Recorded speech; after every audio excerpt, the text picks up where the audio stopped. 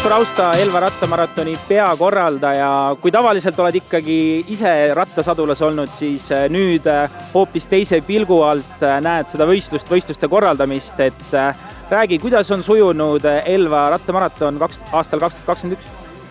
No ütleme nii, et öiselt, aga midagi kurta küll ei saa, kuna Elva linn ja Elva sport ja toetajad, sõbrad, abikaasa, toetajad, kõik on aitanud niimoodi, et meil on väga hästi kõik sujunud. Ilma saime ka okei, nii et midagi kurta nagu küll ei ole, et kõik on väga hästi praegu.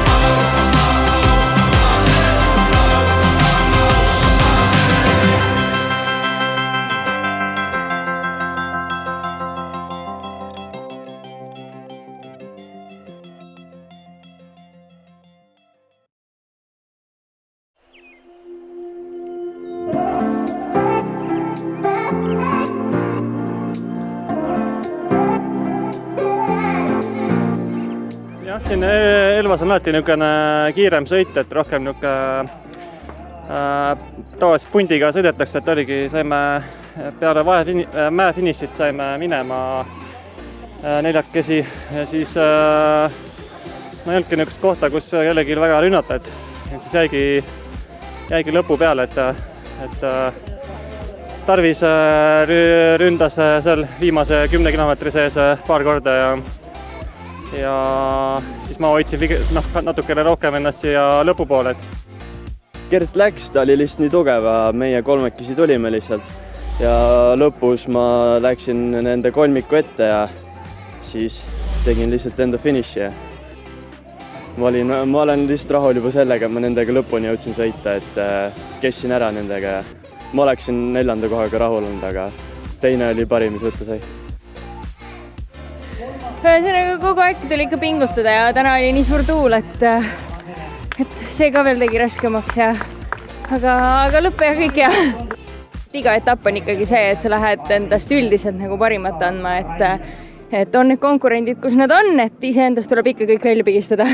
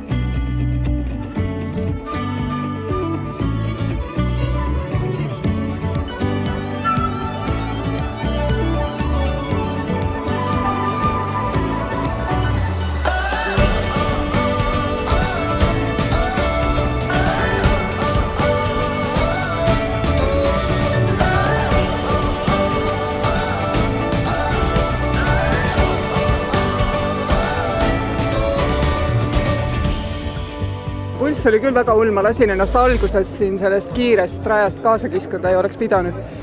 Ja siis muidugi kukkusin paar korda, see olin enda peale hästi solvunud, et mis mõttes sa sõidad Alutaguse ja Keava ilma kukkumata, siis kukud Elvas 2 korda. Aga ma olin vist enda kiirusest natuke ees, aga siis no olin natuke aega enda peale pahane, siis tulid maratoni kiiremad ja siis maratoni sellised, kellele ma jõudsin järele võtta ja siin ma nüüd olen.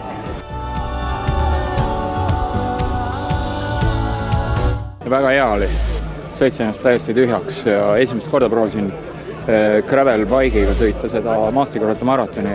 Väga hea rada ja täiesti sõidetav graveliga.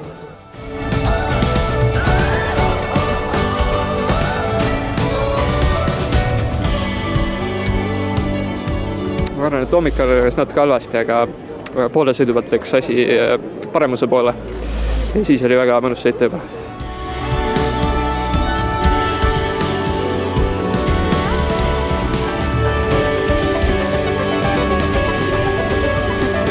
Vägev rada niisuguse raskekaalu mehe jaoks, et saab takka panna ja manustada. Mulle meeldis vähem.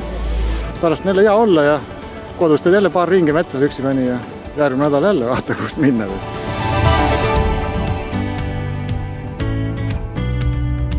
Lihtsalt see tunne, et ma olen selle läbinud, selle raja väljas on inimestega suhelnud ja mulle meeldib see Elva raja loodus.